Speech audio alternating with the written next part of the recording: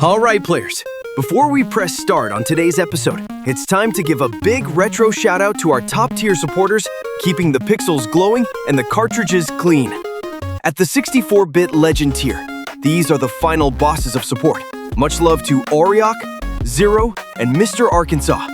Over in the 16-bit Adventurer tier, our heroic party includes Tetrafali, Gage P, and Marcus Q.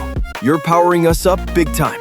And at the 8-bit Explorer tier, give it up for the classic crew. Wobeeyert, Werkun Warden, Gaming Quarterly, and Big Nick Dika. Keeping it old school and awesome. You legends are the cheat code to keeping this show running.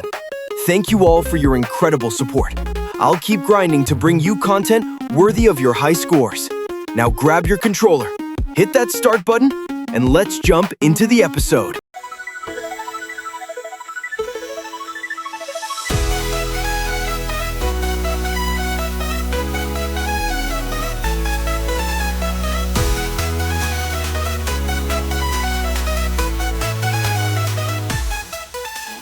Hey there! Welcome to Retro Reloaded. I'm your host Lance, and each week I tackle a retro game shaped by your picks. If you want a chance to choose next week's game or unlock exclusive bonus episodes and polls, join me on Patreon at patreon.com/retroreloaded. There's even a free tier to dip your toes in. Big thanks for all of your love and support. It means the world to me. Now let's hit the start button and reload those retro vibes. And with all that out of the way, thank you for tuning in to Retro Reloaded's Pixel Panel. I'm your guest host for today, Wobeeyert. I have two guests with me today. First off, we have Quinturcal. Hey, it's me. I'm back. Welcome back, buddy. And then obviously we have one of the other returning guests, the SummerSetBanjo himself. Hey, I'm glad to be back. It's always fun to be here. It's always fun to have you, Sonny. Today we're going to be discussing our favorite consoles of each generation. Now, just a little clarification. We won't pick apart every single console generation because there's some clear-cut winners in the older ones. But with all that out of the way, Sonny, kick us off. All right. Well, I know for most of us, we probably, our earliest memories were fourth generation. I don't know how many people that are in our age bracket grew up with like the NES or the generations prior with that. So I think we'll probably start with Gen 4, if that's all right with you guys. I have to say that's a very comfortable spot for me to start, yeah. Yeah, I'm good there. Oh, that's a tough one, though. Super Nintendo or Genesis Master System, boys? Let's hear them. All right, well... Of course, there was a few other systems in the fourth generation as well. There was the TurboGrafx 16, for example. Correct. Honorable mention, yeah. We can't forget the portables as well, the Game Boy and the Game Gear. Oh, man, should we throw handhelds into this? Oh, I didn't know if we were including... Let's keep that for another one. I figured we would, since generation is generation. Let's do generation console and generational handheld. Okay. Easy peasy. Okay. Well, I think the handheld is pretty obvious. The Atari Lynx. No, I'm just kidding. Oh, okay. Oh. I was on the edge. I was like sitting up in my seat waiting to hear for it. I can't stress how much the Game Boy in my lifetime I've played every generation of Game Boy. I can't. And the Super Nintendo, no, I love the Genesis as much as I love it. There's so many, like, it's the start of Sonic. It's great. Comic Zone, Altered Beast, there's tons and tons, but the Super Nintendo just hit ridiculously hard. Oh, yes. It did, yeah. They were not holding punches. You got Super Metroid, Link to the Past, Donkey Kong Countries, and then Super Mario World. Now, I get it. There's a lot of people say, oh, yeah, come on. Like, even the awkwardly named Final Fantasy 3, which is 6. Yeah. Yep, fair enough. I actually have Final Fantasy 3 on the Super Nintendo. It's one of my prized possessions. That good old classic Final Fantasy 3. Yes.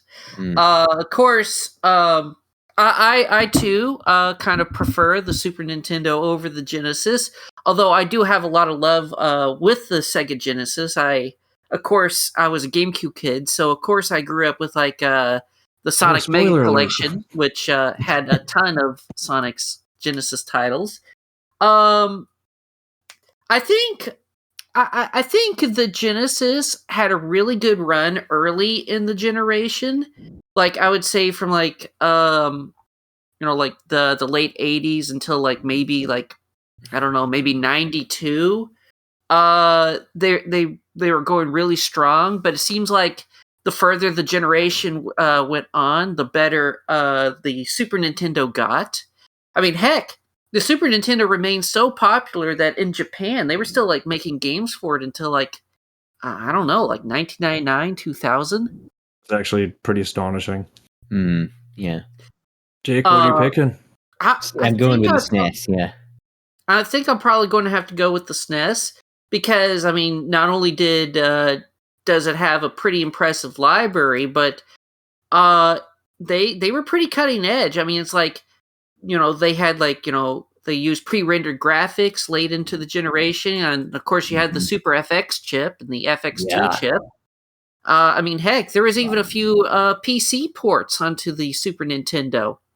Oh yeah, they put Doom on it. Yes, yes, right. Oh yeah. Man.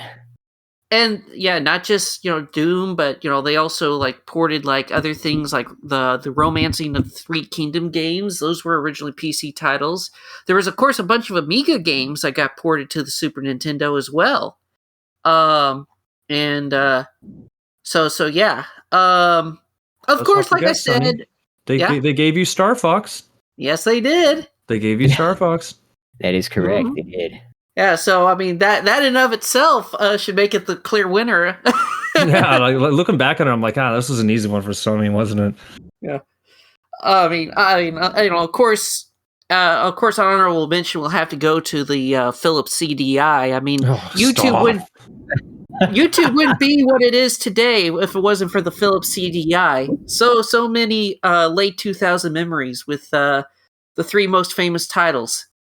Stop. No. Well, no, end recording. That's enough. All right, we'll see you next time, everyone. I still to this day play SNES games. Like that's the impact that those games left. It's crazy to think about. And not to mention, look, I don't want to stir controversy, but I can't stand the Sega controllers. They were they were a bit funky, aren't they? They were just so bad. Yeah, I mean, here's the thing: a lot of Sega Genesis games are great. It's just they're like almost all better on different like controllers. Yeah, that's fair.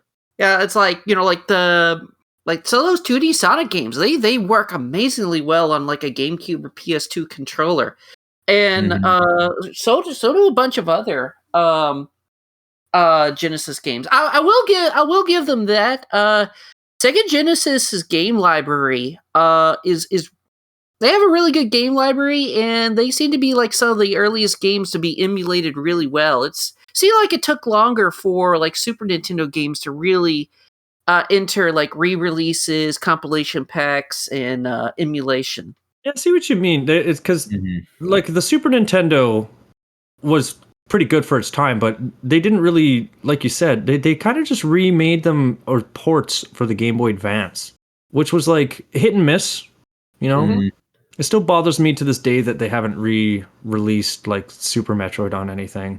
Like, don't get me wrong, I can play it on NSO, but like NSO doesn't really count, not in my opinion, at least. But yeah, I mean, pretty clear-cut winner in this one, eh? Yes, yeah. I would say Super Nintendo is the winner, but certainly some honor needs to be disposed to the Sega Genesis as well. That was back when Sega Genesis does what Nintendo don't. Yes. Yeah, and I love the Genesis logo as well. It's a pretty cool logo. Oh, not to mention how it screams Sega when you start it. Like that's the earliest I can remember. Like Sega. And before like any other companies had done it, it was just it almost made you want to play them more. But one other honorable mention about it, despite how cutting edge the Super Nintendo was, there had to be a lot of black magic that had to be put into making Sonic 3D Blast work on the Genesis. Oh yeah, that's fair actually. Yeah, because from what I understand, just just doing like the intro cutscene alone for 3D Blast should have been all what that cartridge should have been able to handle. But for some reason, they managed to make it not only have that intro cutscene, but the whole rest of the game too. Could work on just base Genesis? You didn't need 32X for that? No, that was not a 32X game. Probably Damn. should have been, but it wasn't. Probably, yeah, damn. Wow. Yeah, Now we're gonna get into the big of it, boys. Who's picking the N64 or the PlayStation 1? Oh yeah, so Gen 5. That was this my one's generation. tough. Yeah, that's really, really tough. Like, in fact, I was actually like thinking about it earlier today, and dang, the 32-bit generation. I mean, you had the 3DO, the Jaguar, 32X, the Saturn, PlayStation, N64. Yeah.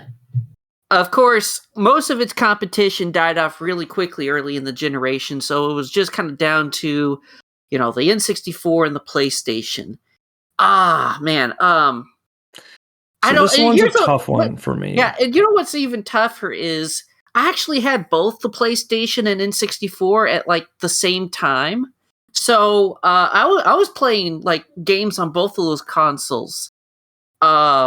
Pretty much like side to side throughout that generation. Oh man. I gotta say, as much as I love that generation because it gave us such hard hitters that I feel the N64 is more of a good starting point. I don't think it's a perfect console, it's far from, but it was a good step in the right direction for Nintendo. Now, unfortunately, their next console wouldn't sell well, but it's still, like, you don't have Melee without Smash 64, right? Yeah, that's true. Yes. You don't have like Mario Galaxy without Super Mario 64. You don't have Twilight Princess without Ocarina of Time. But the catalog, the absolute behemoth of a catalog, and the replayability and the everything that the PlayStation 1 could do, I feel like there's two series in my head that go head to head for these generations. It's either Zelda or Final Fantasy.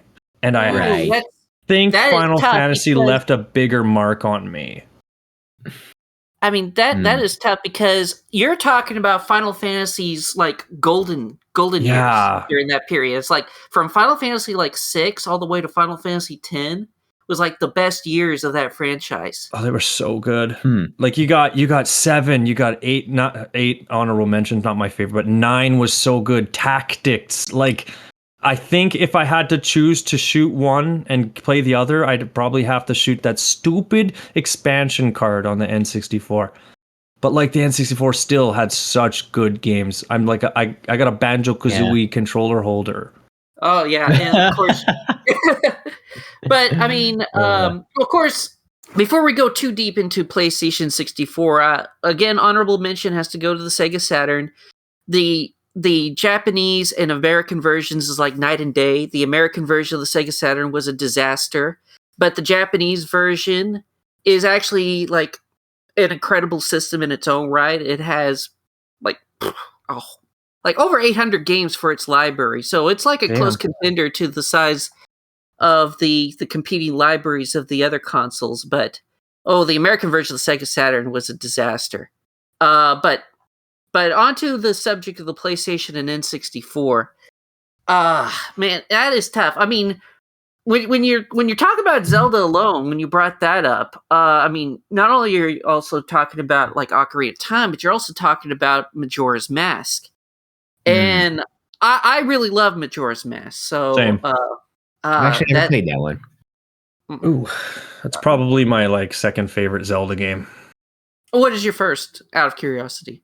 It depends on the format.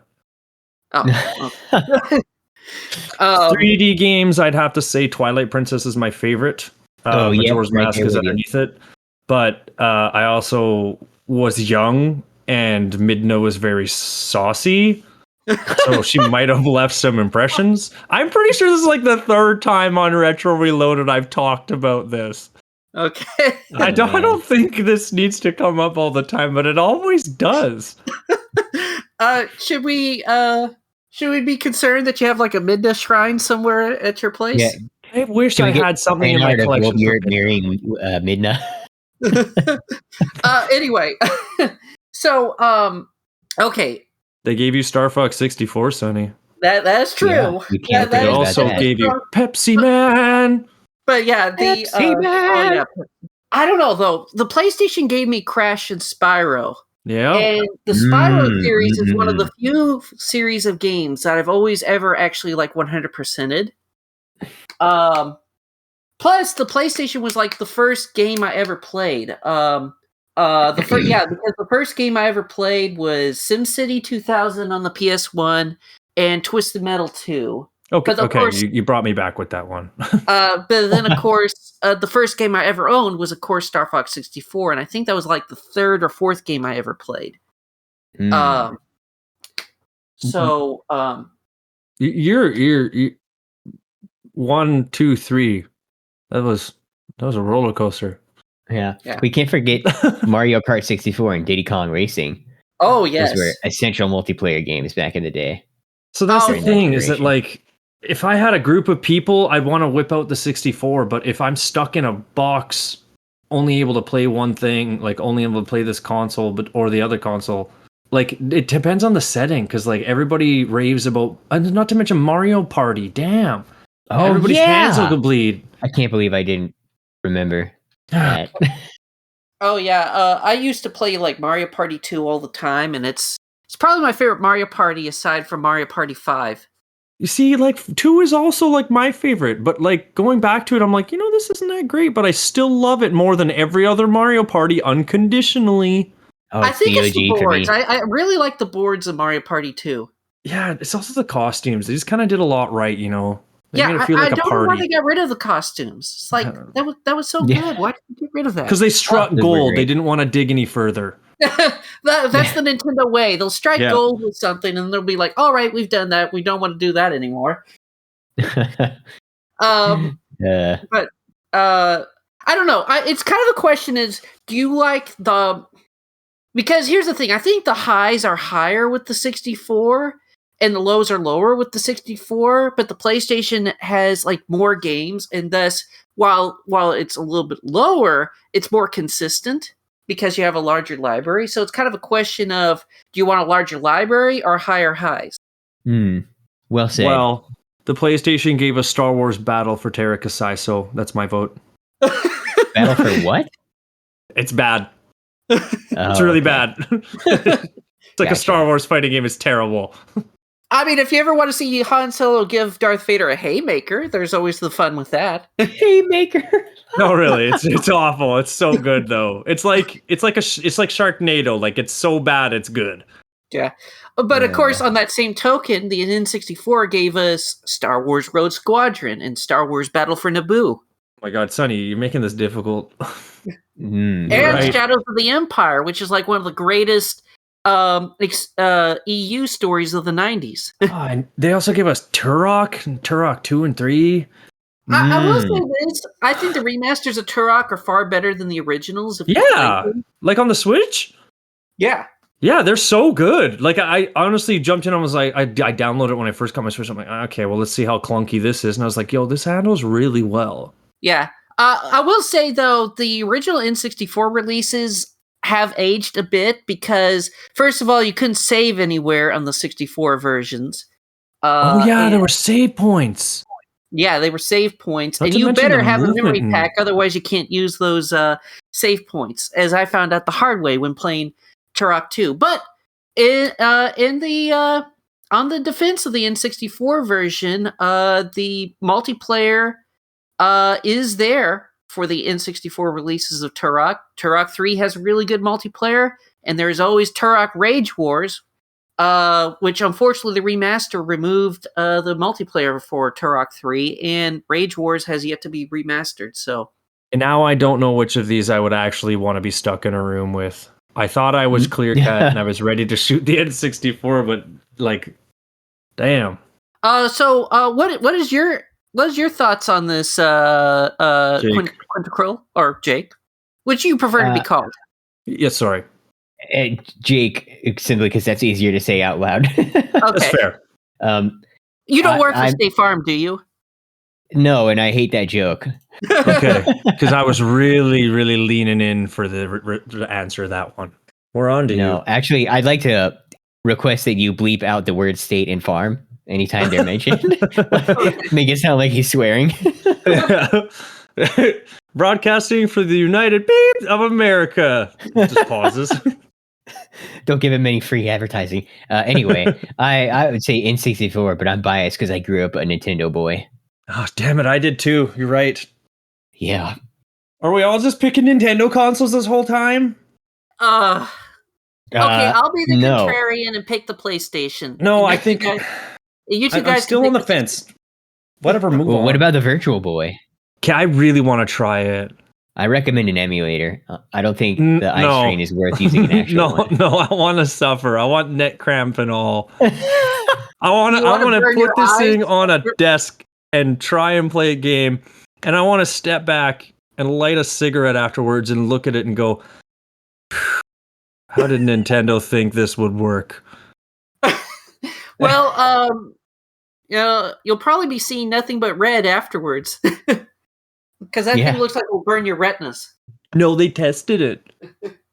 You ever hear the stories of the play testers, and they're like, we would like sit down and play for 10 minutes, and then they would shoot air at our eyes or flashlights in our eyes, and it was just like torture methods almost.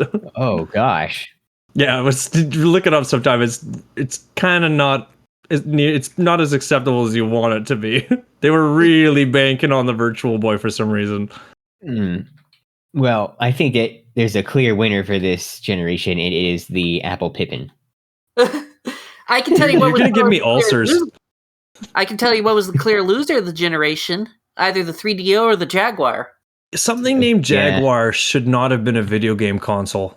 You know, it's like coming out next year. The Microsoft Elephant. Woo! Yeah. I mean, the GameCube was codenamed the Dolphin. Yeah. We almost got the Nintendo Dolphin if they decided not to come up with another name. Honestly, it would have been better than GameCube. I don't know. I like GameCube. I still think the Revolution was a better name than the Wii. I think everybody does. But without GameCube, pretty sure we never that's would have gotten Game unanimous. Sphere. Yeah, exactly. The Game Sphere 720. I'll pick the... Let's get back on track, I guess. Yeah. Sorry. I think I would spend more time on the PlayStation. I do. I probably would just because I've never had a PS1, and I would want to play all the games I've never played before. All right, I'll take the 64. Well, we know you want to, Sonny. It's okay. Be you. We know you want to play Star Fox for the rest of eternity. It's okay. Yes. What's up next? The next one's a tough one. PlayStation 2. Gen 6. Gen 6, yeah. And of course, there's also the holy Dreamcast. Yep. Dreamcast. Mm-hmm. Sega's last hurrah. Yep. Yeah. I really loved the Dreamcast. It's like I really wish this Dreamcast succeeded because it was such a good console for its time. It was just saddled with a company that was drowning. Yeah, Sonic kind of died twice in our lifetime, didn't he? Mm-hmm. I think this is probably my favorite generation for diversity. Yeah. This is going to be a good one. Yeah. You had Sega's last hurrah. And you had the new contender from Microsoft coming into stepping into the ring. The PlayStation 2 hit real hard, but yes, I gotta be honest, I kind of think it hit as hard as it did because it had a DVD player. Now, I'm not gonna discredit the amount of sheer games that they had and the good quality that their catalog had, but looking back on it, every time I picked up a PlayStation 2 controller and tried a few games, I just wouldn't play them for long. There's exceptions to that, like Final Fantasy X. Yeah, but for some reason, the PlayStation 2, because like I had played an Xbox, I'd played a GameCube, and the PlayStation 2 just, maybe it's because I was younger at the time, that not all the games that they were released really struck out to me. Like, I loved having a GameCube and having Link fight Bowser, or playing Halo 2 with my friends. Like, it was... The PlayStation 2 just didn't really settle with me. They have amazing games that I can pick through, but I gotta say, I think they're third place in my opinion for me. Really? Okay. Yeah, I'm right there Yeah. with you, mainly because I never owned one growing up. It's funny though that you summed my feelings up pretty well. If I wanted to play a non-Nintendo console, I usually picked up an Xbox because they have Halo. And Yeah. that was my go-to split split screen game. And Nintendo's games speak for themselves. And yet still the PS2 outsold them all. So Yeah, it's crazy because like it did so well, but Halo just changed my life. Was same with all the GameCube games. Like it's a toss up between the two of them. Also, I'm looking at the yeah. Wikipedia page right now, and I'm just looking at like, dang, the PlayStation 2 was like only like $299, and the GameCube was Yeah. only like $199. And it's like, man, I Dang, really wish really? we could go back to those kind of prices again. Yeah, man, that would be sweet. Yeah. But okay, so my thoughts are this. Well, first of all, one of the interesting things is the PlayStation 2 was probably the most underpowered console of the sixth generation. It was actually even hardware-wise weaker than the Dreamcast, which is quite astonishing. But despite that, they just had. I think one of the reason why the PlayStation 2 did so well was that Sony was really good at the business side of stuff. They had already lined up a lot of really good deals with a lot of third-party companies. They fostered a lot of really good relationships throughout the course of the PS1, and that went into the PlayStation 2. They were also champions of backwards compatibility, which was also a really big plus. Double the library right there. Yeah. So you're like doubling your library, like right there. So actually, a lot of people don't realize this, but the GameCube was actually hardware-wise pretty strong. Pretty strong. Yeah, it's actually not that much weaker than an Xbox. Sure, the Xbox was the most powerful system of that generation, but the GameCube wasn't that far behind. Yeah, they sold the Xbox at a loss on launch. Yeah. Yeah. But the thing that killed the GameCube was Nintendo. Discs. Well, yes, Nintendo pulled a Nintendo. They did not learn the lesson that they should have learned on the 64. They made the mistake of sticking with cartridges in the 64 era, although I think I can understand why they did. But when they hopped into the disc era, instead of embracing DVD, they decided to create their own proprietary disc, and that really killed them. It really kneecapped them. And what's worse, and here's the irony, in Japan, they have a version of the GameCube that has an extra disc slot in it that was manufactured by Panasonic, where you could play DVDs on it. And I've seen those. Yeah, and it's like, why the heck did you not release that in the States? I mean, sure, it would have only been to like play movies on it, but it would have been something. Yeah, I'm pretty confident that if the GameCube shipped with a DVD drive, it would have outsold the PS2. Yeah. Especially with the Nintendo name on it, you know? Yeah. Mm-hmm. Yeah. Yeah. So for me, I grew up with the GameCube. I did not have an Xbox until like probably a decade after this generation. And then like I didn't get a PlayStation 2 until about 2006. One of the things I always found, it might just been something for like late model PlayStation 2s, but I've always had a lot of hardware issues with my PS2. I would have PS2 controllers that would break. I would, I would also have like weird issues that would come up with like the memory cards or just, I don't know. Maybe the original models or the original models. They were slim. The one where the disc tray pops up on the top. Yeah, I swear I have a PS2 Slim in my bedroom, and I've probably hacky sacked that down the stairs a number of times while moving, and this thing's still kicking. Yeah, maybe I just had a faulty model or whatever, but I've always had like weird hardware issues with mine. Nah, I still got the same old PS2 controller and everything, like 20 years old, man. They don't make them like they PS2 used controller, like 3 of the buttons are dead on it. That's funny. Wow. Yeah. It's funny because my PS3 controller broke before my PS2 controller did, and it's like still wrapped all around, and it just looks like completely covered in dust. I'm like, oh, you poor thing. And then the PS3 controller's like, help me. I had to buy a new one. maybe you should mail me your PS2 controller because I need to get a replacement for mine that's like half dead. But anyway, so for me, I really like the PlayStation 2 library. I will say that. I've always I have a really huge collection of PS2 games like sitting here on my shelf right next to me. But I have a lot of love with the GameCube. I think the GameCube is one of my favorite Nintendo systems. And I like how GameCube games look. I like the GameCube controller. I love how it feels. My only wish is it had like, if it just had like 2 extra buttons on it, it would be perfect.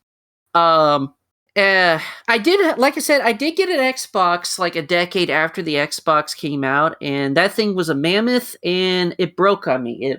For whatever reason, I stored it in a box. Well, okay, first of all, when I first got it, I got it used, and it came with like a huge like collection of like Xbox games, and like half of those collection of games, I pop in the disc, and I would get a disc read error, and so I had to like. And also not that, but the disc tray itself was broken, so I'd have to like manually like bend a wire to get it in there to open up the disc tray whenever. Oh, no, you gotta give it a punch. That's an old Xbox trick. You gotta punch it on top and just go cling. I swear, I've got my same old Xbox too. I probably tennised this thing down the stairs while moving multiple times. This thing's a beast. Do you regularly abuse your systems? No. Yeah, do we need to have like an intervention? Back then, I will tell you a little spoiler for the next generation. My 360, because I got the red ring and my disc tray would not work, got punched a few times. Oof. Okay. I'm not even kidding. It got to a point where I had to punch my Xbox and the disc tray would open. Dang. No aggression there. I was an angry kid. Oh, okay. So, but yeah, I mean, that's not so much the fault of the manufacturing of the thing. That's more of a fault of I got it used, and whoever probably had it before me probably didn't take the best of care of it. I will say it's kind of ironic that the Xbox is very similar to the Dreamcast in terms of shape and design. I mean, they both had these mammoth controllers. The Duke. Yes. Yeah. But I just kind of like the Dreamcast more. I think if I was going to like rank these consoles, I think it would be like GameCube on top, the PlayStation 2 in second place, the Dreamcast in third, and then the Xbox at the bottom. I was just not a Halo kid. I was more of a Half-Life person, so like where everybody was like running around like, you know, worshiping the Master Chief and stuff. I was like, what about Gordon Freeman? What about We're all Half-Life? kids playing Halo, and Sonny just becomes a full-grown adult, just like, I'm going to enjoy Half-Life too, thanks.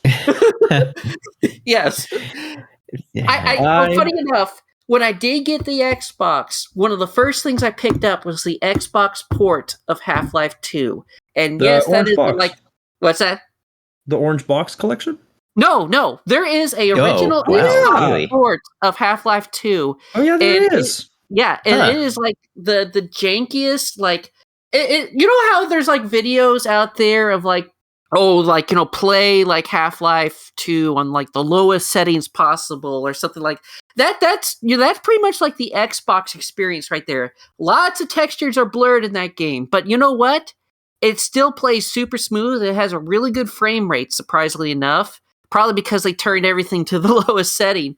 And also, interesting enough, the Half-Life 2 version of the Xbox version of Half-Life 2 is the closest you can get to experiencing the original retail release of Half-Life 2, because over the years on Steam, Valve has done lots and lots of patches to Half-Life 2 over the years, and some things got broke or removed along the way. So if you want kind of like the purest Half-Life 2 experience, get it on the original Xbox, because it still has like the original functioning sound system for it. It does not have the shotgun troopers patched in yet.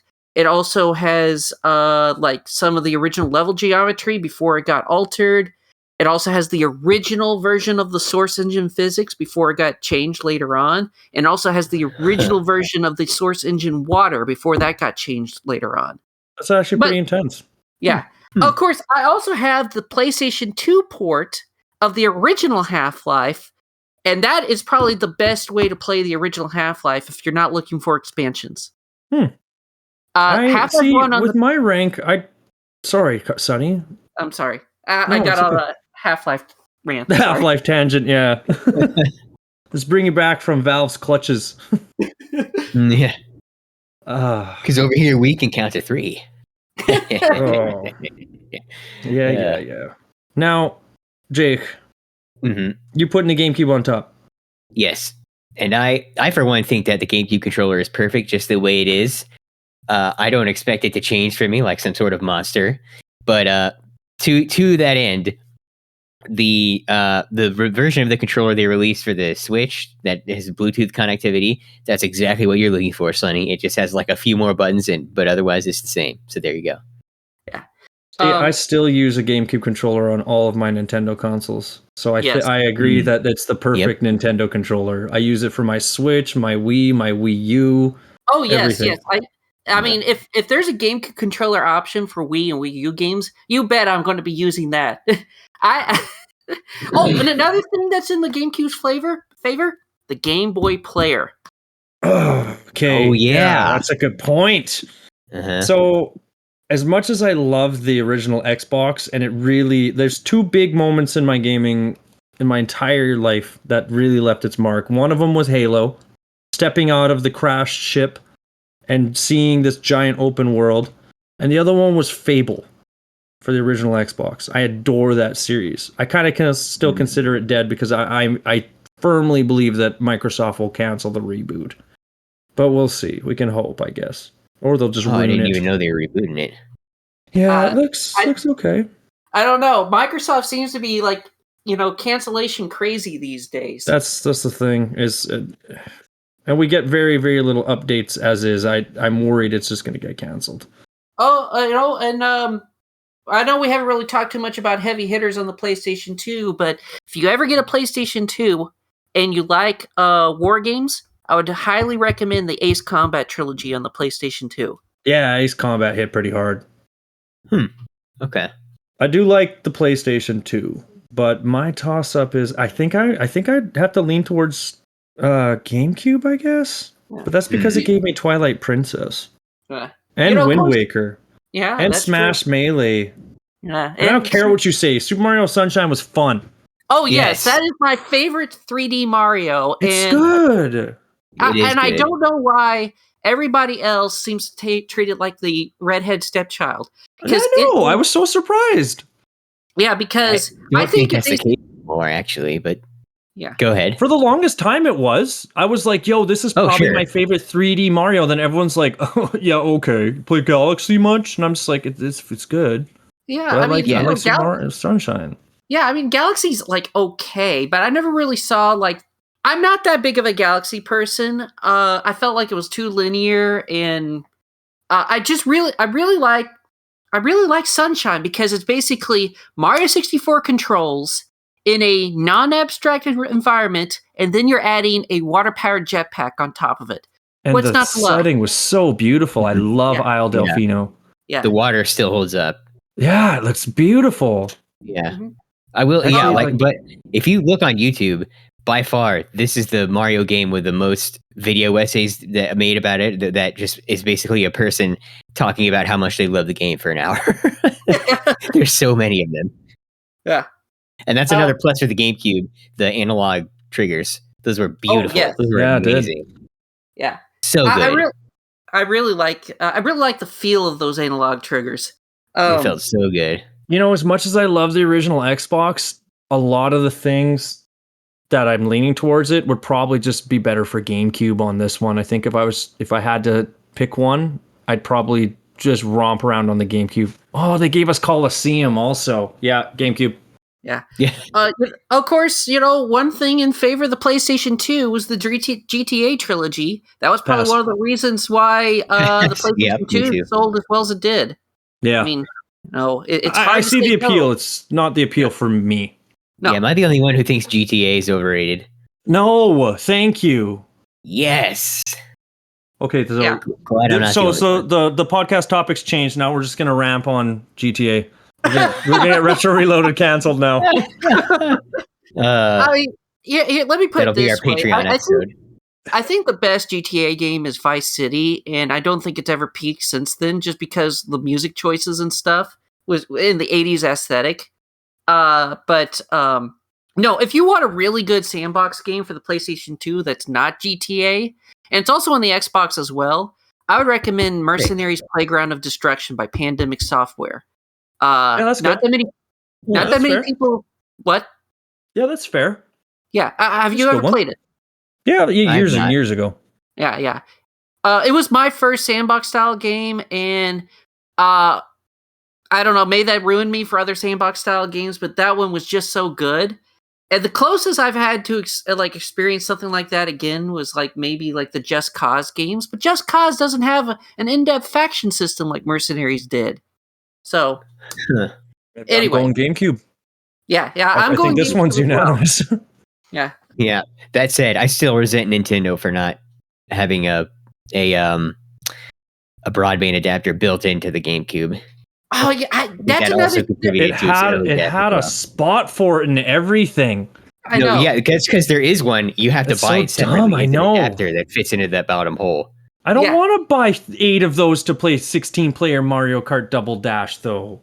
Yep. Yeah. They're I not don't only know. expensive, but impossible to find these days. Yeah. Yeah, I don't know. exactly. I love the GameCube, but it's the console itself is great. It's just that Nintendo as a company was tripping over themselves in this entire generation. Yeah. The games hit. This is, in my personal opinion, I think this is the peak of Nintendo quality games. Yes. Like, I can't think of many in-house Nintendo games that don't make me I can go back and play it for a day and not have a good time. Mm-hmm. Like even Pikmin, Luigi's Mansion, Super Mario, we've already talked about, Melee, Double Dash, Mario Parties. There's so many, even F-Zero GX. And now, Sonny, to be fair, they gave you StarCraft Adventures. StarCraft Adventures? They did. But they also gave you Star Fox. StarCraft, Star Fox Adventures. But they also gave you Star Fox gosh, Assault, so don't barf. worry. Yeah, Assault. Assault is Don't the worry, only they also gave you GameCube game Assault. on the Star Yes, Fox yeah, game They on came the back. Whatever, Tricky was awesome. Screw you guys. Yeah. We'll die on this hill. gross. Oh, Star Fox Adventures is an incredible looking game. Graphically, it looks like a console generation ahead of what it is, just in terms of graphics alone. And funny I'll give you enough, that. it's still running on the Diddy Kong Racing engine. That's just how good it was. Yeah. Diddy Kong Racing was that good. Yeah. The real greatest of all time. Yeah. I kind of wonder how what the GameCube would have been like if Nintendo did not sell its shares of Rare. If we got in some rare games on the GameCube, I just kind of wonder if that would have moved Banjo the needle 3. much. Yes, Banjo 3. We might have a world without nuts and bolts, and I want to live in that world. Yes. Heck, they were working on a Conquer 2 for the GameCube. Nintendo was okay with it, but as soon as Microsoft bought them, that was one of the first things that got canceled. I know, I can't believe they didn't get Rare. They were just like, please buy us. Nintendo's like, no. And then Microsoft's like, they yo. regret that decision. I mean, yeah, probably. I would. Yeah. I would have. I do. I regret it. Top in there it off. for them. Yeah, exactly. To top it off, it gave us GoldenEye. Yeah. Well, Just kidding. That was another N64. thing is one of the best. There's a GoldenEye on the GameCube, and it's I know. also fire. Yeah. And also, not only that, but one of the best multi-platform releases of this generation was Time Splitters 2 and 3. I never played those. Nope. Oh, you should, because You're missing the mark on us on this one. Okay. You should, because they were made by the original dev team that made GoldenEye. Oh, okay. All right. All Pretty right. radical That's a design. good. Yeah. Okay. You see, what happened was during the You development. struck oil there, Sonny. Yeah. You see, during the development of Perfect Dark on the N64, Dr. David Doak and a lot of the original GoldenEye people, they actually left Rare halfway through the development of Perfect Dark. I think they had some creative differences with Rare leadership or whatever. So they went off and formed their own company called Free Radical Design, and they made the Time Splitter trilogy. Time Splitter 1 is a PlayStation 2 exclusive. But then Time Splitters 2 and 3 were multi-platform, and they're on also the GameCube and Xbox. And they hang on. Can I not buy all 3 for GameCube then? No. Oh.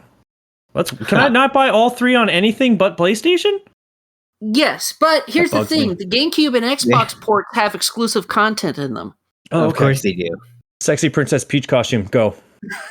And one of the best things about all 3 Time Splitter games, they were one of the first games to come with a map maker mode, so you can design your own GoldenEye style multiplayer maps. Oh, for all the friends I don't have. Yes, exactly. And also the first Time Split, the Time Splitter games are some of the few one of the few PlayStation 2 games that support multi-tap. Oh yeah, they did have a multi-tap. Did you guys ever play the multiplayer mode in DK64? No.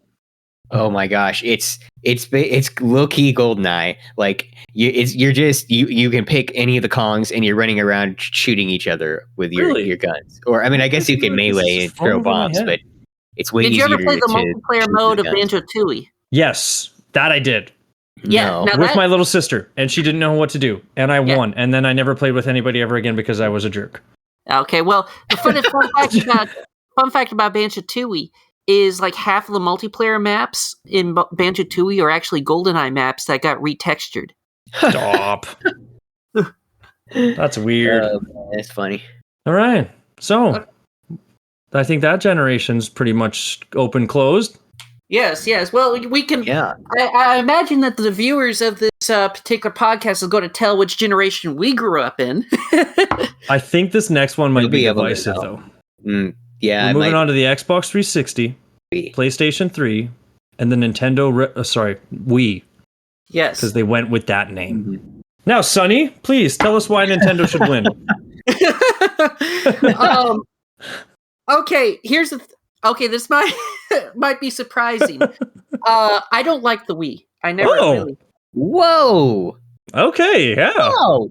Wow, we're getting some plot twists in this episode. Okay, so here's the thing. I was, like I said, I was a big Nintendo person during the GameCube years. I thought you were a kid. So Which is it, Sonny? So I was like really hyped because of course I had a subscription to Nintendo Power at the time. And so, I was getting really hyped for like Twilight Princess, and this new upcoming console being the Revolution stuff. I mean, heck, as a kid, I was even like doodling like what fake box art of what like Wii or Revolution box art would even look like and stuff. I was that into it. I'm nervous. This is going to be a heartbreak story. One of the ones I was really hyped for was this upcoming Rayman 4, because they were like showing like concept art for it. But of course, this was like early Rayman 4, so it looked like it was going to be dark and edgy, and it was going to have like like evil rabbits and stuff like that. And I knew, this is going to be a launch title for the Revolution. That's exciting. And so of course, I picked up the issue where they announced that it was going to be officially called the Wii, and I thought for at least a couple of months that was like some sort of like late April Fool's gag. Like, no way is it going to be called the Wii, And then it turned out to be the Wii. And now I will say this: one of my first experiences with the Wii was Wii Sports. I loved Wii Sports. I thought people do, yeah. Yeah, I thought that was great. I had a blast with that. Like, there was like a demo. There was a huge demo kiosk of Wii Sports at a Sam's Club, and people were playing that all the time there, and so did I. That was fun. And so, of course, I was a little bit disappointed with the name, but I still like Wii Sports. So I still got a Wii. And so when I got a Wii, I got like 3 games for it. And it was, of course, it was Wii Sports, it was Link's Crossbow Training, and it was Rayman Raving Rabbids. And and I like I said, I liked Wii Sports, but I was so disappointed with Link's Crossbows Training and Rayman Raving Rabbids. And I was thinking like, is this all that the Wii is going to be? Mini games? Oh, absolutely not. Yeah, and you got it a little late then, hey? The Wii? What's that? You got the Wii like a year or so later than the launch. Yeah, well, Yeah. I mean, we're poor, so. Okay. Well, Oops, sorry. all right. Thanks for tuning in, guys. We're gonna end it there. Yeah, okay. See you next month. But yeah, and so I don't know. I was like, because like first of all, Rayman 4 turned out to be Raving Rabbids, and I was like, this wasn't at all what it was promised to be. It's just mini games, and I was We like, should never have had the Rayman name on it. No. It was disrespectful. yeah, and and then it was like, I don't know. It's like the glamour of the Wii kind of wore off for me really quickly because like everything was waggle. I didn't like the Wiimote, and I just was like, I just really like the GameCube controls, and then all of that, but also felt like that the games didn't look as good as the GameCube. Now that's not true. Technically, Wii games were technically a lot superior. I mean, heck, Brawl looks amazing, but Does it? I don't know. He's just wearing denim. Yeah, it's just I don't know. It's just a lot of like Wii games, especially like third party ones, like really got cheap on its art style. And I don't know. It took me like a generation and a half to really kind of warm up to the Wii. And because I kind of fell out of love with the Wii, that's when I got the PlayStation 2. And so I actually spent most of the 7th console generation with my PlayStation PS2 instead. Nice. Yeah, with the PlayStation 2. And so and so I didn't really start warming up to the Wii until, I don't know, halfway through the Wii U generation. Yeah, actually similar. I'd have Yeah. to say that I remember playing the Wii a lot, but like in this generation, nothing stole me more than the Xbox 360. Yeah. And so for me, I didn't really enter the 7th gen until about 2011, and then that's when I got myself it was a super slim PlayStation 3. And so that's when I really entered the 7th gen, was like pretty much at the tail end of it with the PlayStation 3. And I really, really like the PlayStation 3. I actually really like that console. And that's probably because I got into that console generation with the PS3 right at the tail end of it when it was at its peak. Oh yeah, it really peaked at the end. Like throughout the entirety of its existence, I never really looked at it much, but then right near the end, they just hit bomb after bomb after bomb, and they were just popping off. Yeah. Lowered the price, better games, better single player, better multiplayer. It was crazy. Yeah. The PlayStation 3 is probably one of the biggest like console comeback stories ever. Oh, it's wild. Yeah, because it like started at the bottom. I mean, did it you was see like that launch? It was painful. It was like Ridge Racer and things like that. and I mean, so it's like started at the bottom, and it just like worked its way up throughout the course of that console generation. And won it at the end. Yeah. I will say this. If Nuts and Bolts had not come out, I would have been an Xbox 360 kid. Because when I saw that new Banjo-Kazooie game was being announced for the Xbox 360, I remember telling my dad, like, well, I know which console I'm going to be asking for Christmas. And then I saw the trailer for Nuts and Bolts, and I was like, oh no, what have they done to you? Play heartbreak sound effect here, Lance. I just like the 360 alone had for me, as again I mentioned Fable, but then when Fable 2 was announced, I was looking on the Lionhead website every day, reading all the developer things, and I was like 14, 15, so I barely had any idea what development was like, but I was drawing the concept arts, and then they announced the achievement list, and I wrote them all out by hand so I could memorize them for when I was doing like lines, like note taking in high school, but instead I was doing Fable 2 achievements because I was so ready for that. And then Halo 3, Halo 3, just almost the magnum opus of the Halo series. Almost. It was so good. It was like a step or two away from perfection, but it was so good. It's a masterpiece. I don't know what you're talking about. It's so good. I think- okay, now I would say it is, but that's because in the Master Chief Collection you can change the FOV. If you actually look at what Halo 3's FOV was, it was like 75. It's Oh, painfully narrow. huh. You can actually see like a side-by-side video comparison of like what the game was like compared to what it's like at like 90 or even 100 like FOV, and you almost you feel like the world is bigger and you actually move quickly. Like Wow, okay. it's an entirely different world. They had Halo 3, ODST, Halo Reach, Fable 2, Fable 3, cough. We're not gonna talk about the Kinect. We're gonna pretend the Kinect wasn't a thing, but Mass Effect, Dead Space, like the Xbox 360 for me was just now. Granted, a lot of the things you could also get on the PlayStation later, like Dead Space and Mass Effect, but Gears of War. I have a Crimson Omen tattooed on my chest because of how much I adore that series. Huh. Like the skull PS3? and the gear. The clear-cut winner for me on this one, Xbox 360. Okay. I I thought will. Gears of War was PS3 exclusive. Am I thinking of the wrong? No, Yeah.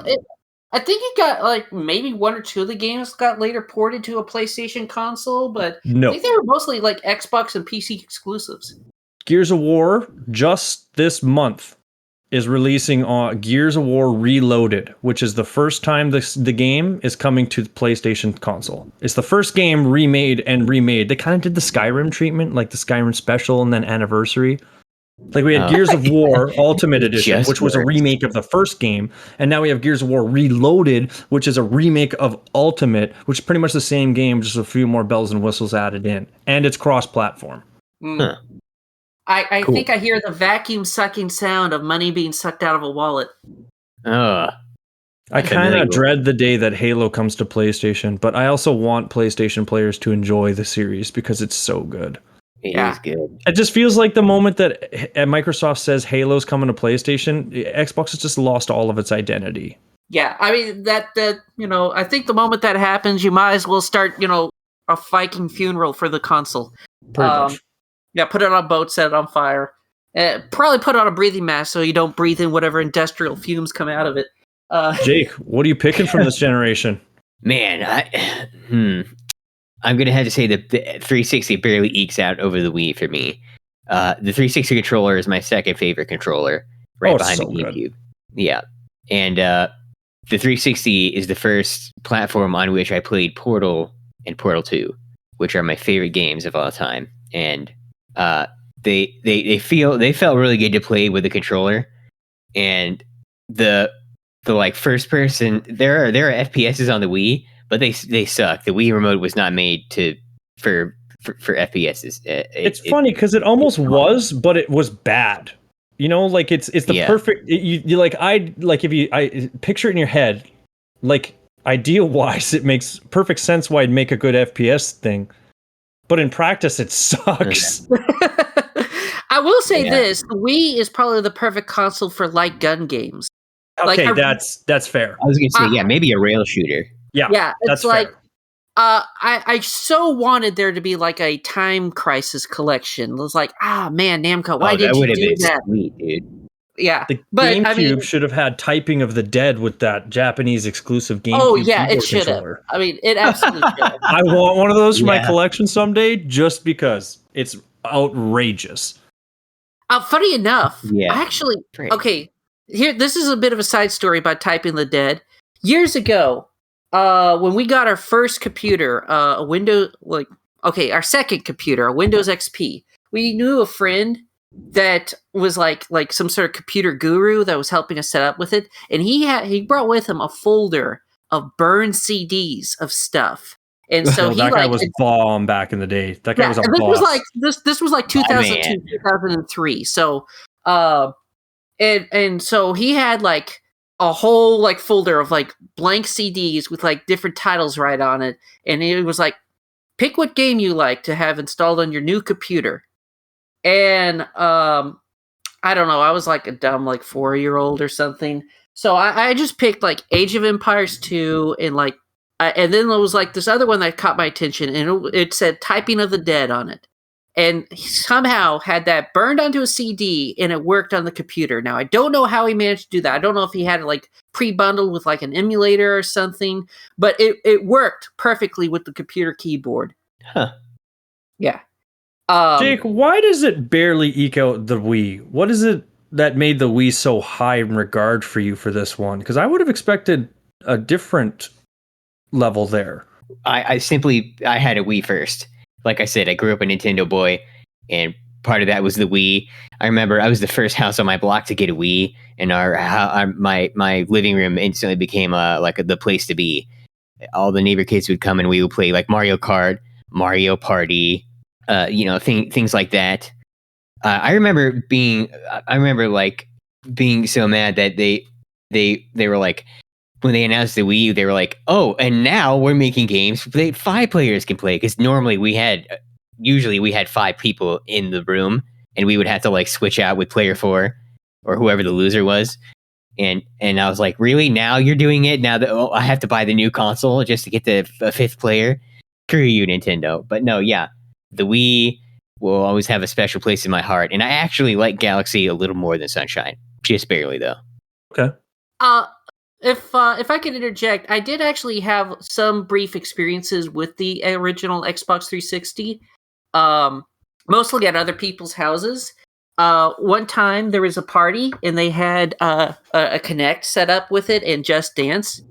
And I actually played that, and that's probably the only way I would recommend playing Just Dance, because it's probably one of the only Kinect games that actually works.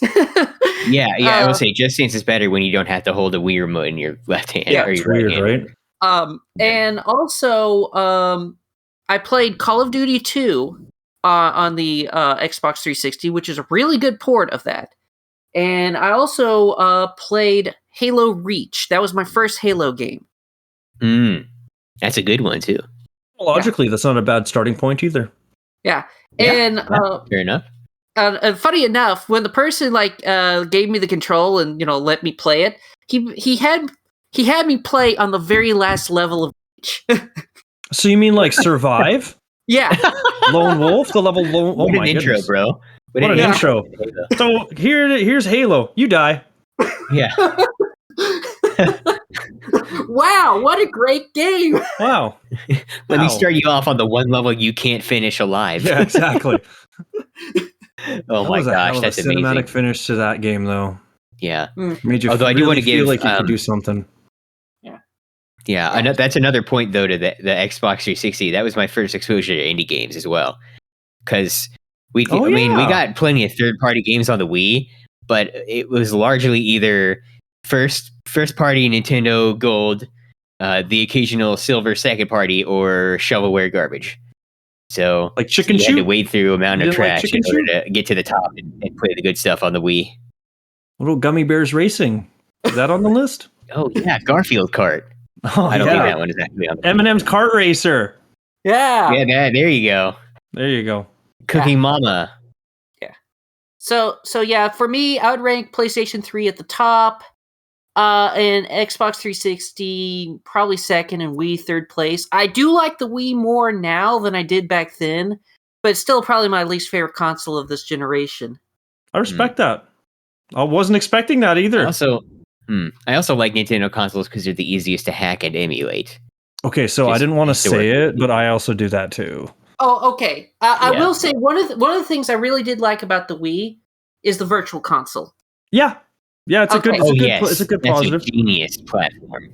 Okay. Because of the Virtual Console, I'm going to change my ranking. Wii second place.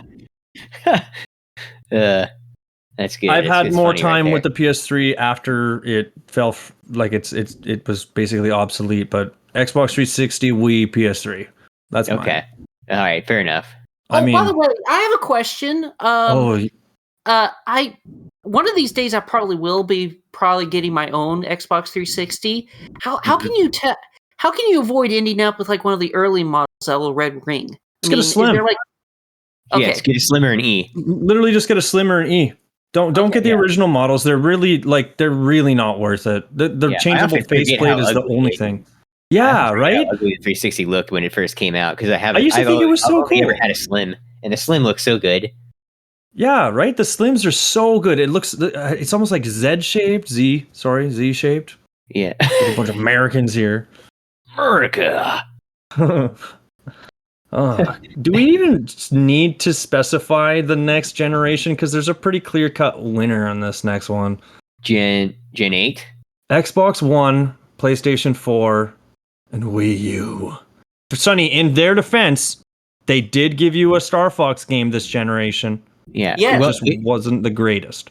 hold on. I feel like we need to solve an issue here because I've got a list pulled up on Wikipedia. I don't know if you guys are looking at any at all or where they're at, but on this list, the Switch, the first Nintendo Switch, appears in Generation 8. I disagree with that. I disagree. I consider it a 9th generation Interesting. console.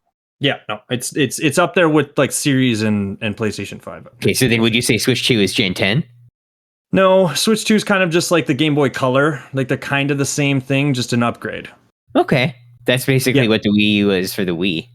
No, it's not though. We thought it was, but it wasn't. No, I mean, thought the Wii U was going to be an extension of the Wii, but it turned out to be this dumpster fire. Yeah, I mean, to be complimentary, the Wii U is essentially a PlayStation 3 with 2 screens. I mean, if you look at the hardware, it's pretty close to like a PlayStation 3. Would you say something so controversial? It's so true. But I will Wii. say this: I really do like the Wii U. I didn't buy the Wii U until probably a year before they canceled the eShop service on it. So I'm like super late to the Wii U party, but I like the Wii U. It basically, I think it's a better console than the Wii. I don't know. I know they gave you a Star Fox, isn't it, Sonny? That's why the Wii was so low. That's why you hate the Wii, because there's no Star Fox. There's no Star Fox. Well, I mean that helps, but it's all coming together. But I don't know. I feel like it fixed a lot of the problems that the Wii had. I mean, sure, you still had the Wiimote, but it was more responsive. That wasn't like your only controller option. I mean, you had the gamepad, and of course, you also had you also still had more like virtual console choices, and of course, I don't know. I just like the Wii U. I think it has an incredibly terribly tiny library, but the library it does have is pretty good. It has a it's tiny, it's small, but what it does have of like first party titles, like almost all the first party titles is good. Yeah. You want us to know some heartbreak? I was right in on the Wii U generation. When they announced Wind Waker HD and Hyrule Warriors and Twilight Princess HD, I had got my Wii U by that point. I got the Hyrule Warriors edition one, the only limited edition Wii U that you can get, and all it had was just some little emblems around the screen. I had bought a bunch of Wii U games, and I was fully invested in Super Smash Bros. 4. I'll say 4 because it's 3DS and Wii U. But even still, I will put it in second place. I had an Xbox One that generation and played the ever-living crap out of it. But I will still put the PlayStation 4, which I did not own and now own one of, above the Xbox One just because of how bad it was. Xbox really lost their identity that generation, and the PlayStation 4 just kept them coming with hard-hitting games. Yeah. Here's the thing. I've never played a PlayStation 4 or what was it, an Xbox One? I can't keep up with the Xbox. Yes. Okay, Xbox One. Yeah. Yeah, I would probably say PlayStation 4 is the winner by default. I mean, the PlayStation 4 did so good that it even beat the PlayStation 5. I mean, they're still coming out with PlayStation 4 games. PlayStation's the only one that didn't lose their footing in this generation. So it's kind of like, well, do you want this slop or do you want this pile of mud? And also, here's this shiny car. Which one would you like? But like I said, I do like the Wii U because I feel like it's what I wanted the Wii to be, kind of. I just Just kind of too wish late. it had a library. Yeah. But I mean, I like how it feels. I like how much personality the Wii U has. I like what library it does have. I really like. I feel like the controls was everything that the Wii should have been. I love that I can emulate DS games and Game Boy Advance games. Yeah, it could emulate DS pretty late in its lifespan. Yeah, I forgot about that. yeah. Yeah. I mean, in fact, I pretty much almost bought every DS game on the Wii library. But yeah. So I mean, the Wii U just had so much charm, and I just was like, dang it! I just wish that Nintendo, I don't know, Poured their marketed heart better. into it. Yeah, yeah. I wish they poured their heart into it because it didn't feel like they did. Like with the GameCube, they poured their heart into it, even though they self-sabotaged themselves every step in the way. But here, they didn't really self-sabotage themselves, but it's like they just, I don't know, they released it, and then they, like, after like a year, they gave up on it. Yeah. It's funny because I probably... Go ahead. Oh, sorry. I was going to say, you know what all the modern consoles are missing that the GameCube had? Is that giant handle on the back. The handle. The handle. Giant handle. The only true portable console. Yeah. I will say this: the Wii U's battery life is pitiful. Like that screen, really? I have to charge it up every time I play. You know what's funny about that? I never had that issue, but I always kept it plugged in when I played games. So I never actually got a chance to see how the battery life is because I would just keep it. Somebody had mentioned it years ago, so I just kept it plugged in the whole time. Well, you see, fair enough. Me, the way my house is set up and where all the furniture is, all our furniture is too far enough away because the cord on that charger is too short. And so I would have to unplug it. Need a Bluetooth charger. Did they ever make a Bluetooth charger for the Wii U? What? A Bluetooth charger, Sonny? I don't know if there is one for the Wii U. Come on, Sonny. How do you charge something wirelessly across the room? We don't have that technology today. Oh, okay. Whoosh. It was like my friend right now telling me to download more RAM.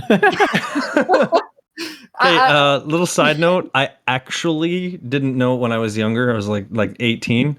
I was trying to play something. It said, you need better graphics. I'm like, how to download better graphics card? And then Google was like, yeah, you can't do that, bud. I was like, but I want to play this. How do I play this without upgrading my graphics? Yeah. So it's come a long way. Yeah. Yeah. So, for me, the Wii U is the little engine that couldn't. PlayStation 4 just ran circles around it, and Microsoft they almost shot right themselves in the foot and then peed on it.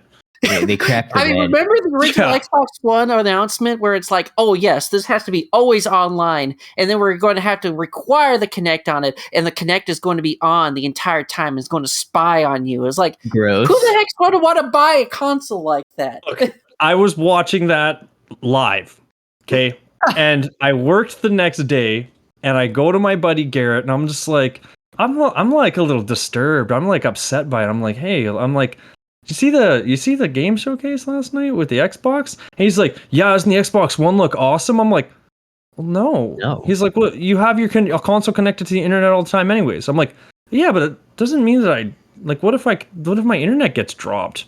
I can't play my single player games 24 hours later? He's like, it's not a big deal. I'm like, but you can't buy used games. He's like, are you selling your games? I'm like, well, no. Well, then it doesn't apply to you. He's like, well, I'm still buying used games. Yeah. I mean, wait, what? Like 90% of the PlayStation 3 library is used games. You know, it's like they had the Xbox One on launch had DRM, so it had to connect to the internet every 24 hours, or you would not have access to your catalog. CDs were keys and one-time use, so you couldn't resell your discs. And the Kinect had to stay on all the time. If the Kinect was disconnected, the Xbox One wouldn't work. Oh, what? Ew. Yes. That was when they announced it, and then like a week later, they announced that like the head guy there. Oh, what was his name? Bobby something. I don't remember. But he's like resigning, And the Xbox One is backpedaling, and there will be no DRM, no Connect obligation. You can buy used games, you can use used games. They completely just like ran backwards. That's good. Good thing too. Didn't save them, but they tried.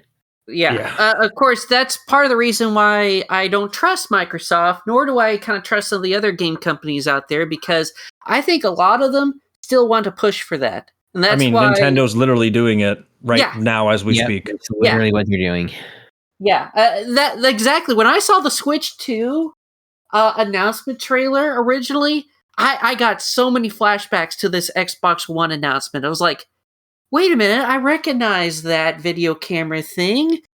Huh. The worst part is that it's working still, because Nintendo simps still keep buying it.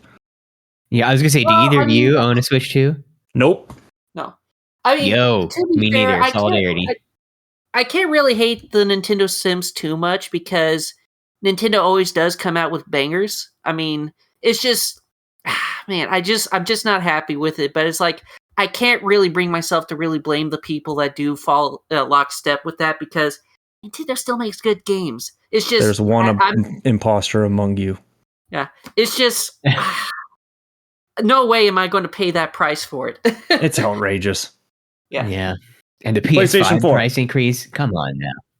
Honestly, with the new generation, like this current one, I don't really know if I have a favorite. I've used my Xbox Series a lot more, but like the PlayStation 5 and the Xbox Series are pretty much just the same. Yeah. So I guess we're moving on to Generation 9. You picked Wii U. Did we pick? I don't think we actually picked for. Oh, okay. Sorry. Gen 8. PlayStation 4. No, I'm putting Wii U above it. Wii U, PlayStation 4, Xbox One. Whoa. That's daring. How come? I have Twilight Princess HD. And I have Wind Waker HD. I also love that you can.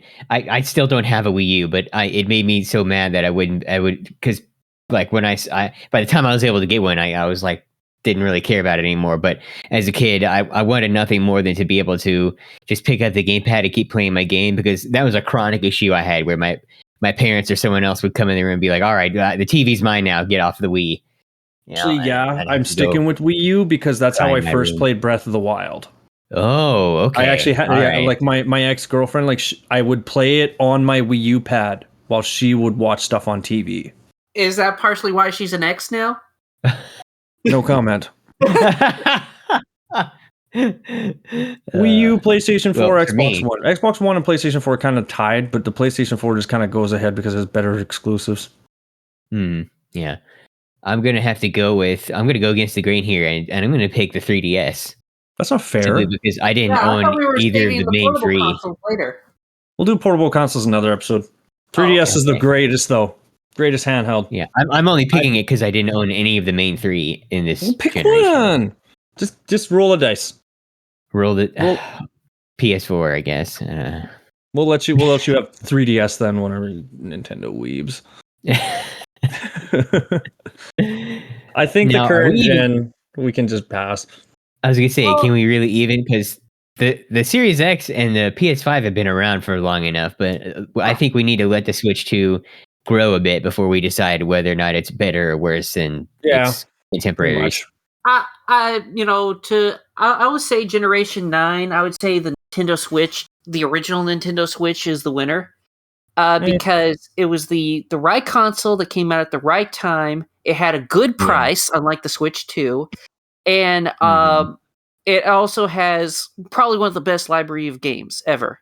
Crazy conspiracy theory time. Nintendo released COVID so they could sell the Switch.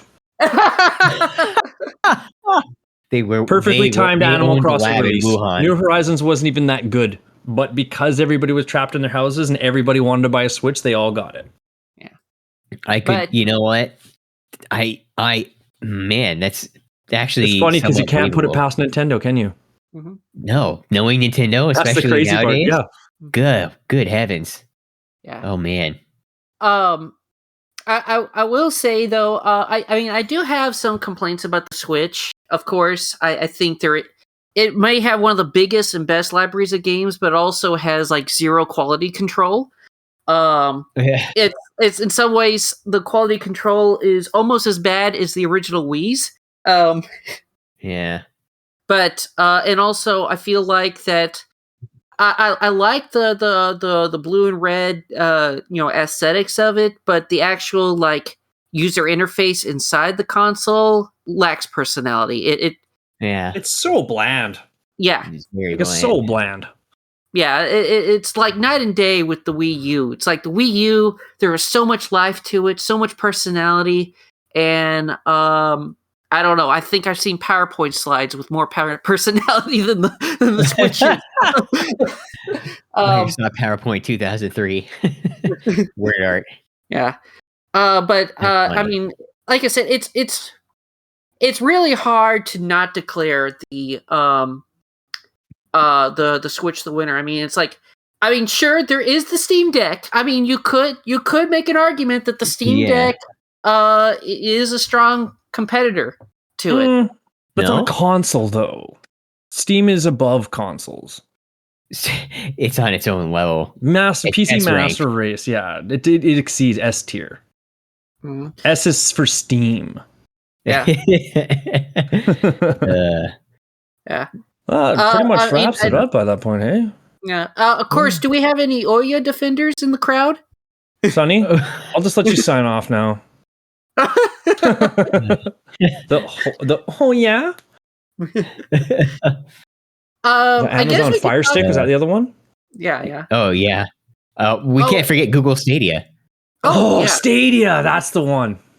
Yeah. And then what was that weird Steam controller one that had like the nipples implanted as the joysticks? That's not what the Steam controller was. The Steam controller had two touchpads. They were flat, and in my opinion, they were satisfying to use. I will never felt like understand the nipples. vitriol that the Steam controller received. I like the Steam controller. Yeah. Let's see. I'm trying to think. What else? Amazon did Luna. Also have we did also have the brief phase of mini consoles in the ninth generation. Yeah, but if we're wrapping it up, we're getting to the point where we say, "Okay, I think you're that was trapped in Gen a 8, box. actually. You're trapped in a box. You're trapped in a room. You have power, you have water, you have everything to sustain yourself, but you have one console from each of these generations for the rest of your existence. Oh, one from each. I thought we were just picking one overall. Pick one overall now, because you Oh. changed it. Pray I do not change the terms of our agreement further. Pray I do One not alter the console deal to rule them all. further. Okay. Can it be hacked? Sonny, what do you think? That would require you having the tools to hack it. So I would say no. Oh. Got a point. Oh. Okay. Are we assuming that if it has one, that the online marketplace is fully functional and can be purchased from? Yes, but you have a limit. Oh, well, yeah, it's called not having all the money in the world. It's called I'm not Jeff Bezos. Exactly. Or hard drive space too. You have $100. Oh, yeah, that's true. Yep. Well, but even with that, if that was the only limiter, you could just like delete games and then download other ones. But I see your One-time point. downloads. Well, oh, shoot. Yeah, Yeah, I'm there's going no hard- Wi-Fi I'm on the going desert island. You can play online games, but you can't communicate with people. Interesting. Okay. I can't even like use my gun in Call of Duty to write out the word help. We're going and to cut bullet you off holes on the there wall. because we know where this is going. Okay, fine. I promise you that's not where I was going, but okay. Well, now the audience will never know. Leave it up to the imagination. Anyway, I'm great probably going to big go ki- Xbox son- 360 then. 360. Good choice. Okay. Yeah. Sonny, just pick the Philips CDI. I do not want to spend the rest of my life with only Hotel Mario and The Faces of and the Evil. Zelda CDI. I love game. that dude. Like Jake's just in the one box, like playing. He's just like, man, I haven't played through Mass Effect 2 in forever. And then like Sonny's just like sitting there staring at it. He's like, I hate this. It sure is boring around here. And then when they come and rescue me, all I can do is just quote Hotel Mario. Oh, excuse me, princess. Toast. What does that even mean? That's all he keeps saying. No, I think. Dang, I think I'd probably have to go with the GameCube.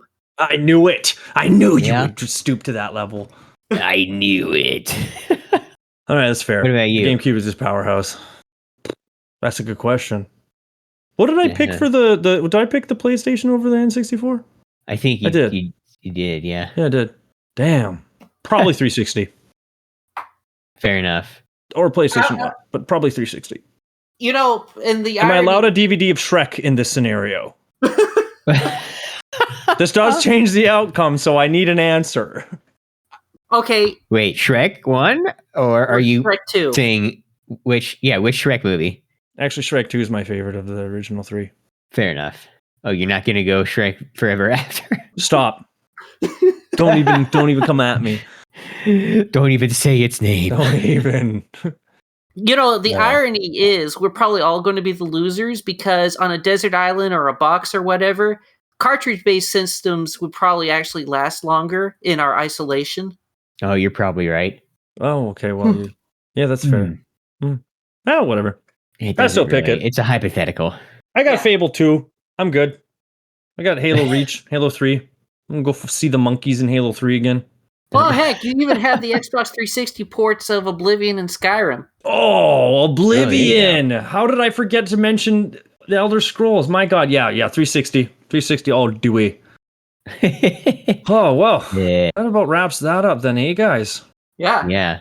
Oh, another Pixel panel. A little long of an episode, but hey, I had a good time. I guess Me this is too. the part where Yeah. we say goodbye, so you guys can go ahead and put your plugs in. Sonny, if you don't mind. All right. I am SummerSetBanjo. You can find me on YouTube, Twitter, DeviantArt, Reddit, and pretty much any other places that I usually forget about bringing up. I also have a Ko-fi platform if you wish to support me in my efforts to make videos and create other content, such as Star Fox webcomic or, videos uncovering things like discoveries in Dinosaur Planet and the like. Yes, I'm pretty much the Star Fox guy, Yeah, for better or for worse.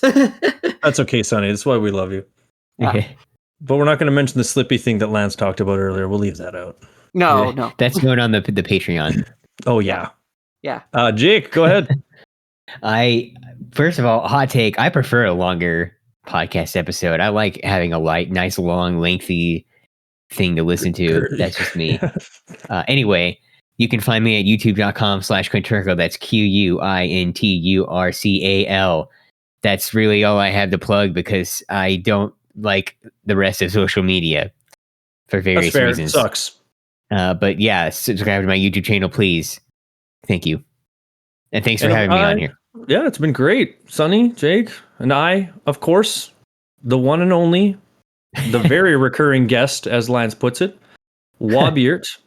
I'm sure I'll stream someday in the future after I buy a house, but I'm getting married in 5 days. So congrats Congratulations. to me. Congratulations. And with that, Lance, let's close it out, bud. Well, folks, that's game over for this episode of Retro Reloaded. Thanks for joining me on this retro adventure.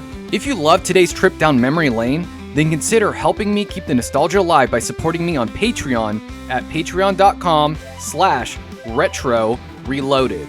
You'll get early episodes, bonus content, and a chance to pick the next game that we reload. Feel free to let me know your thoughts about the podcast, and until next time, keep those controllers charged.